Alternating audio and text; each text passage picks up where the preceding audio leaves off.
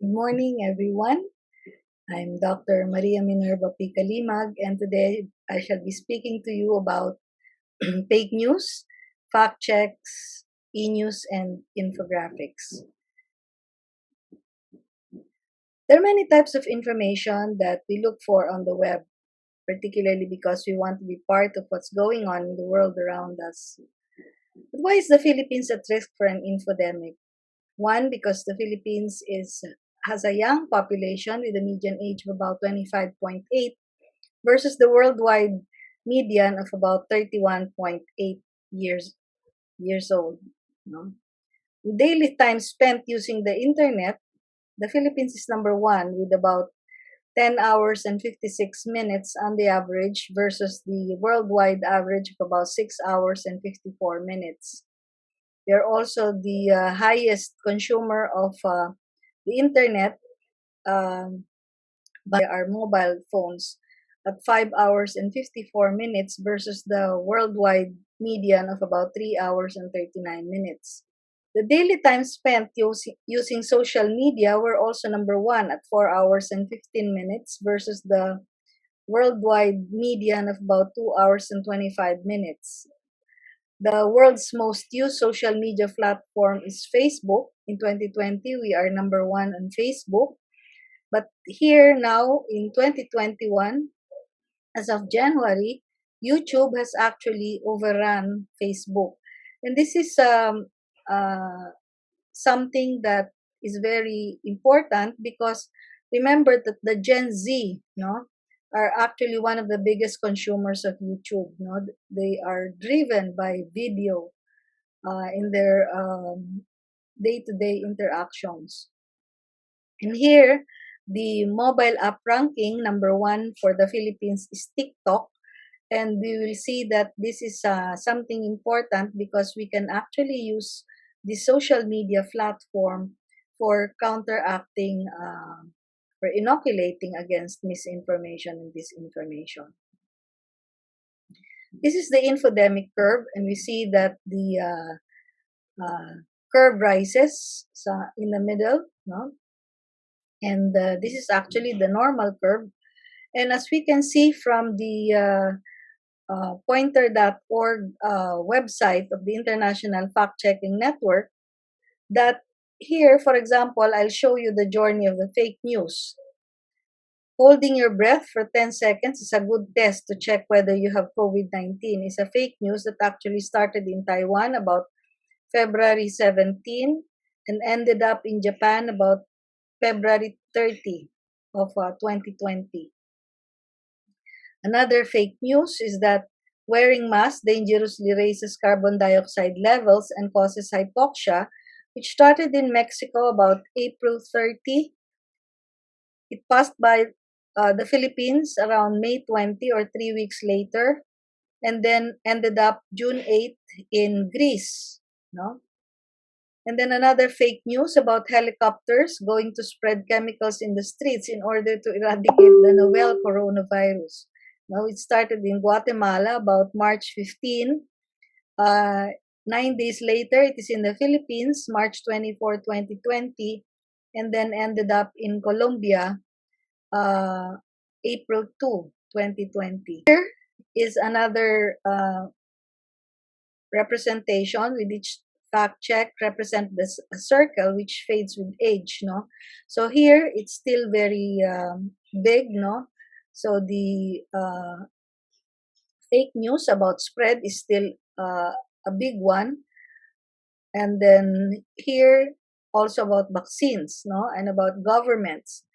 A fake news, for example, in the Philippines is a female overseas Filipino worker in Saudi Arabia being beheaded because of COVID-19, which proved to be false, no? As fact-checked by Rappler, it was disseminated via YouTube, no? So these are the waves of hoaxes around the world. So the infodemic, according to the World Health Organization Director General in last February 15, 2020, we are not just fighting an epidemic, we're actually fighting an infodemic. So aside from epidemiology, now we are concerned with infodemiology. So an infodemic is an overabundance of information, whether online or offline. Some are accurate and some are not. That makes it hard for people to find trustworthy sources and reliable guides when they need it. Includes deliberate attempts to disseminate wrong information in order to undermine public health response and advance alternative agendas of groups or individuals. A fake news can either be a misinformation, which is false, inaccurate, or misleading information that is communicated regardless of an intention to deceive. So here the key word is intent. When we say disinformation, it is a subset of misinformation that is deliberately deceptive.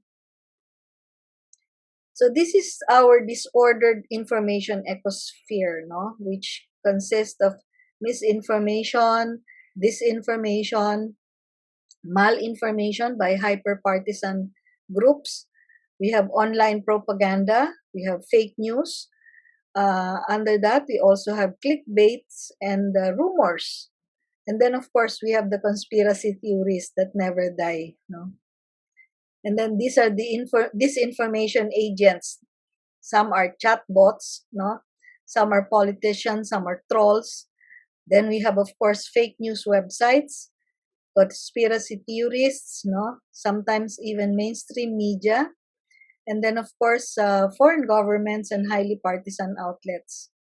And as to age vulnerability versus media consumption, we will see here that, for example, the baby boomers, no, would go for broadcast TV and physical press, for example, while the Gen Z, no, are skewed mostly towards online videos, and that's the reason why I said that the Philippines is especially vulnerable because we have the highest consumption of YouTube videos, no. So these are the deceptive seven, no. They can either be satire or parody, joke only, no intention to cause harm, but of course has the potential to fool, no.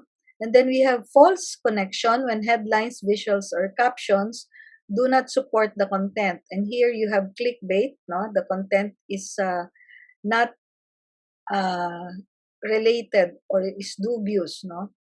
When you have misleading content, no, you have misleading use of information to frame an issue or an individual. We have false context when genuine content is shared with false contextual information, or they are warped or reframed in dangerous ways. We have imposter content, no, when genuine sources are impersonated, claims to be from established figures or organizations. And then we have manipulated content when the information is genuine.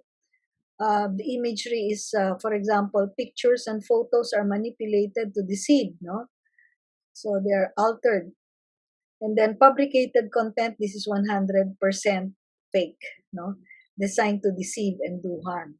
So as to uh, intent, no? Okay? It can be for profit, no? You have the false connection, imposter content, fabricated content, no? Or for propaganda, no? So using these different types of misinformation. Beware because even fact-checking sites can be fake, no? So here is an imposter content on Files, no? So this graphic is fake. It did not come from Files FAct-chEK, no? So Files is a fact-checking website. Misinformation, of course, has many outcomes, particularly harmful, that can cost lives, harmful to people's physical and mental health. It can increase stigmatization, threaten precious health gains, and lead to poor observance of public health measures, like the anti-vaxxers, for example. Diagnostic tests can go unused, immunization campaigns will not meet their targets, no, and the virus, of course, will inevitably continue to thrive. So here is the Infodemic Manager Unicorn. No? Forthcoming in November is the third batch of Infodemic Manager training from the World Health Organization. The last one was, I think, June of this year. So here we you're taught to listen to community concerns and questions, promote understanding of risk, and help expert advice, building resilience to misinformation, and engaging and empowering communities to take positive action. And I'm really very happy to be delivering this lecture because by delivering this lecture, I actually am an infodemic uh, manager. No? So, infodemic management is the systematic use of risk and evidence based analysis and approaches to manage an infodemic and reduce its impact on health behaviors during health emergencies. So, it consists of a transdisciplinary approach that includes, among others, number one is social listening. Remember that an infodemic is a social phenomenon and therefore it involves people interacting with one another. And therefore, social listening is very important in order to understand people's concerns, no? And then deliver high quality health information. This is to debunk, no? Falsehood with facts. Apply intervention toolkit methods, counter misinformation and disinformation, monitor info environment and responses, and of course, we support no also health literacy initiatives so that people will have healthy behaviors and become more resilient to uh, false news. No, and then of course strengthen our outbreak preparedness and response during acute health events.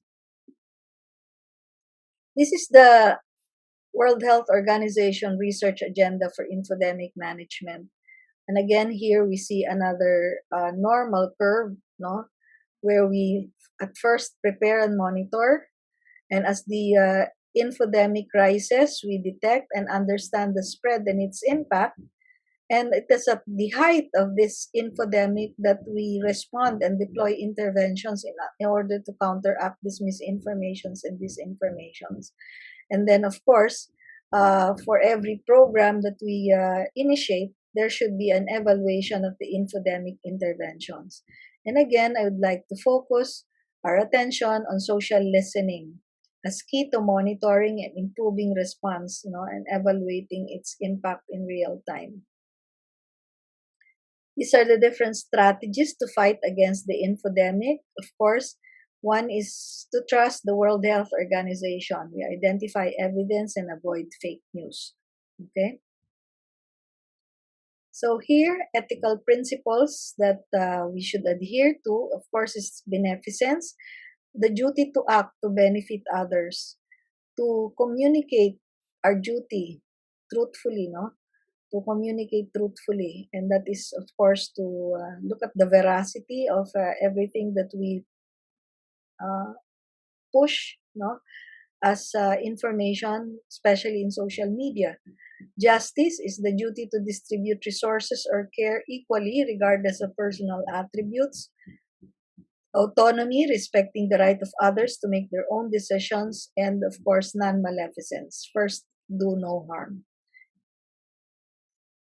How do we inoculate against misinformation? We should improve our ability to decipher facts from fiction through innovations in education, create a generalized immunity to misinformation by fostering critical thinking among children and young people, most especially. No? So, one of those forms of inoculation is based on the psychological theory of inoculation, which is pre-bunking. No, people are forewarned that they might be misinformed and are exposed to weakened examples of the ways they might be misled. No, they will become more immune, no, to misinformation. So let us see, no, if for example this person didn't send a rumor to a group chat, you will see that the misinformation stopped at this point. Someone double check their facts, no? And again, there is no forward flow of information, misinformation, that is, no? This person got their news from trusted sources and therefore did not push the information forward. Again, no misinformation has been delivered.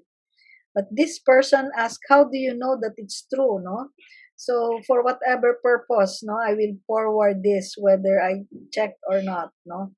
And of course, then the misinformation and the fake news gets distributed.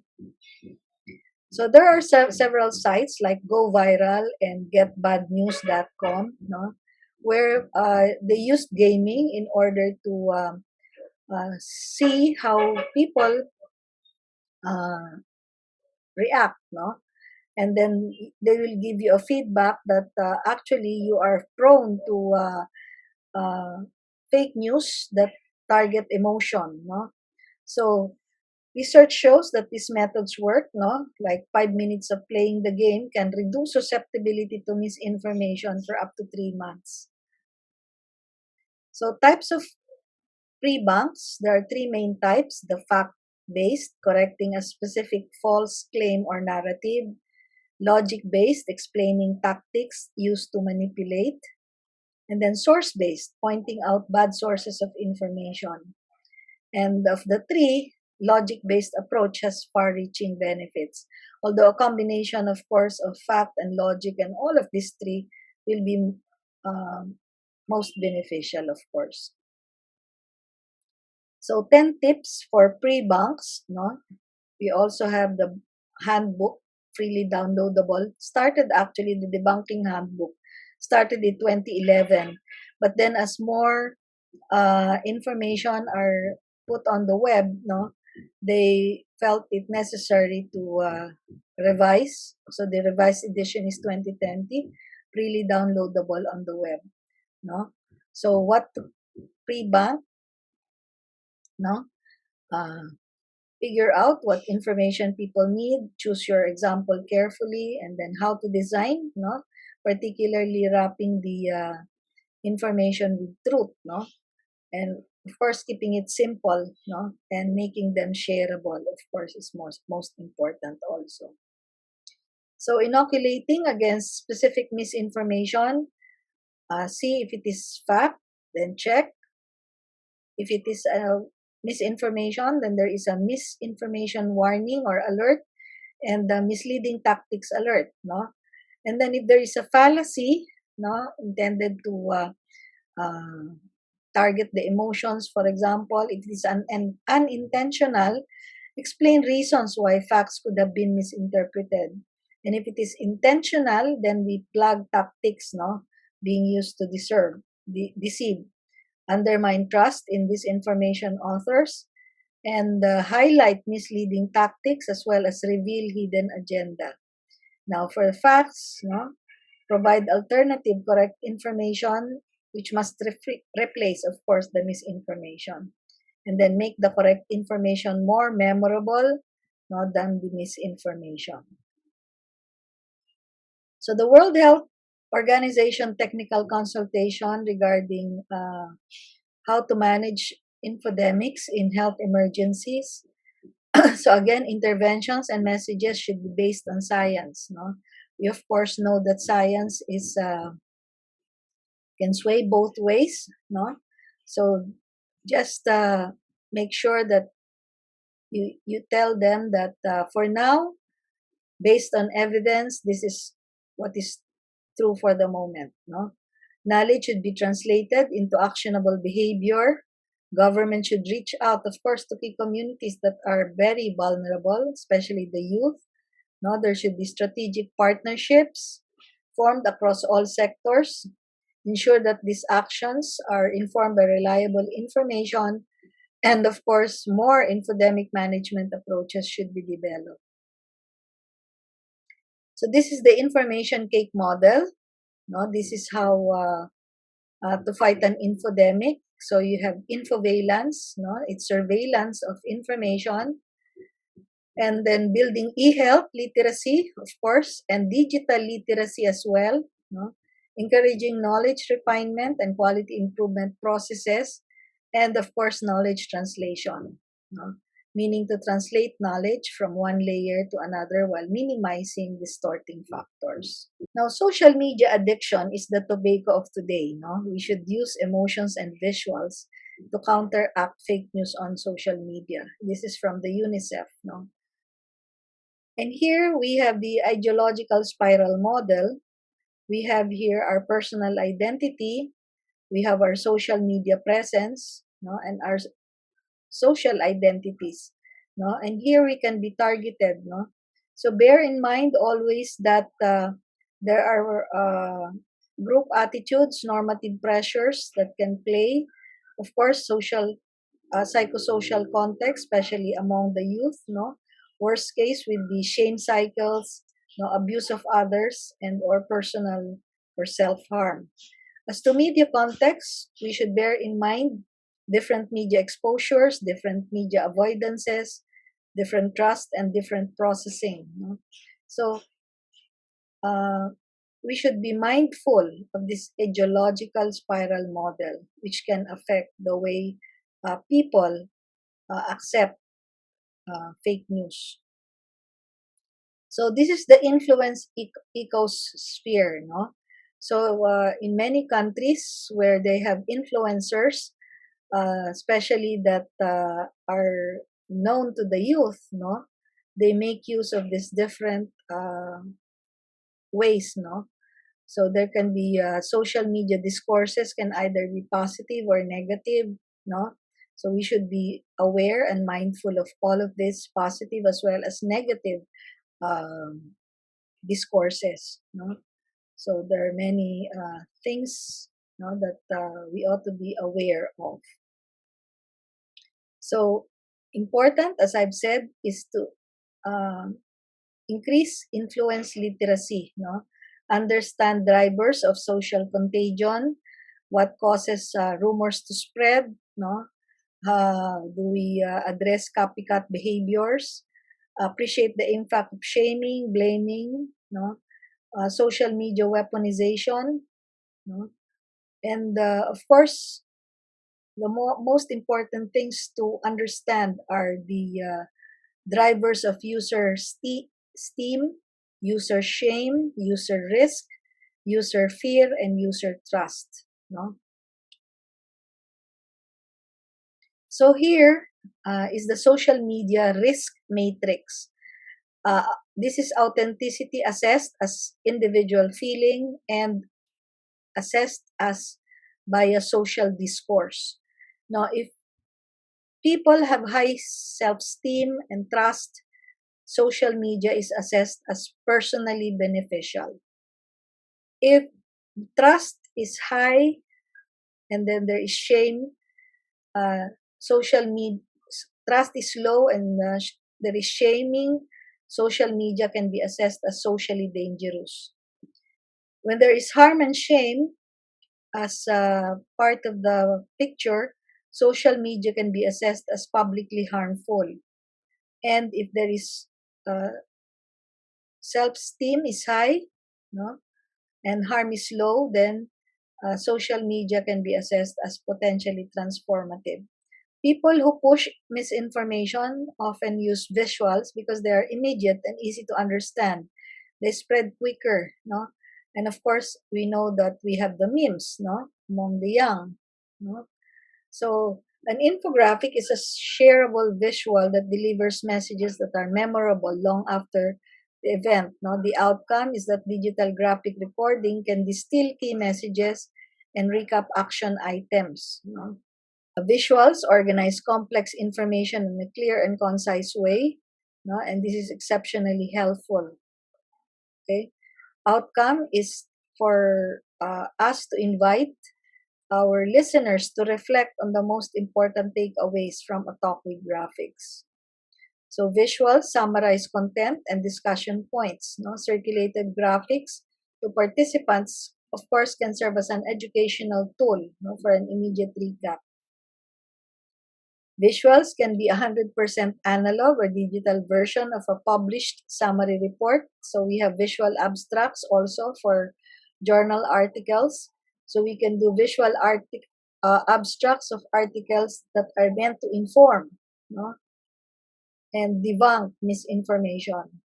Outcome is they can amplify messages, especially when shared in social media.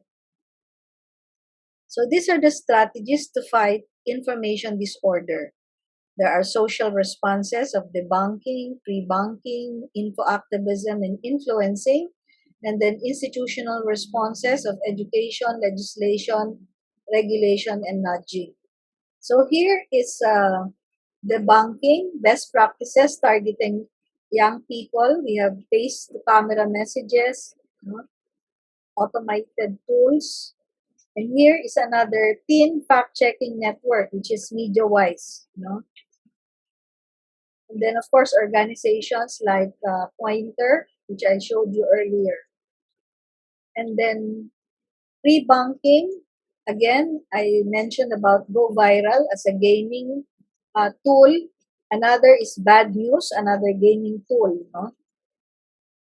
And then Spot the Troll is another game. No? Education, best practices targeting young people, the first draft website, and then Chicology, okay, and then countering online misinformation resource path coming from the UNICEF. No, this is a robust link-filled guide for young people seeking guidance on COVID-19 misinformation. Influencing, so we have media influencers, like for example, Filipina health expert Bianca Gonzalez, no, with more than 7 million YouTube followers, no, and another Bangladeshi doctor, Dr. Kabir, who has 1 million Facebook followers, no. So the most effective online influencers, no, for example, in Thailand, they have avatar ambassadors, no. And here I told you about TikTok campaigns, no, as a way of youth influencing other youth, no. And then nudging is through uh, YouTube FAct-chEK pop-ups, no? So while you're using the YouTube, there can be pop-ups, especially if you're not using the premium YouTube, no? And then there can be Snapchats stickers, and then COVID creepers on games like Minecraft, for example. And then prohibition is banning content. If you're uploading content through YouTube, you will know that, for example, before it is published, no, after you upload, they check first, no, if there is any content that will be fake, no? And then banning users, no, gaming streamer um, can be banned, no, from certain social uh, sites, no, and then banning technologies, no, deep fake tech, TikTok can also be are, is also banned, no. And then info activism, this is actually a best practice led by young people, no. So these are important sites to know, especially for the youth, no. In southern Thailand, you have youth activists, the Motive, joined forces with the Malay Muslim activists to create short video focused on COVID-19 misinformation and hate speech, that are actually directed towards the Muslims.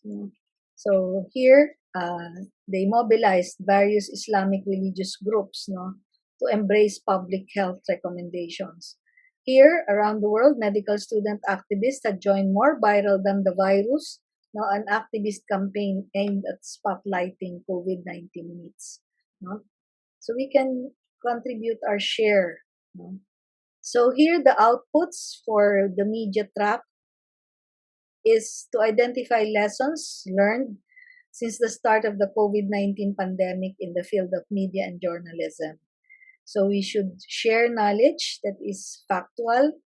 We should stop debunk, no, as much as possible, because of course, especially as physicians, we are supposed to be the most credible source of information. Um, so let us all be critical about the information we consume and share, because getting information off the internet is like taking a drink from the fire hydrant. So thank you very much for this opportunity to influence you today.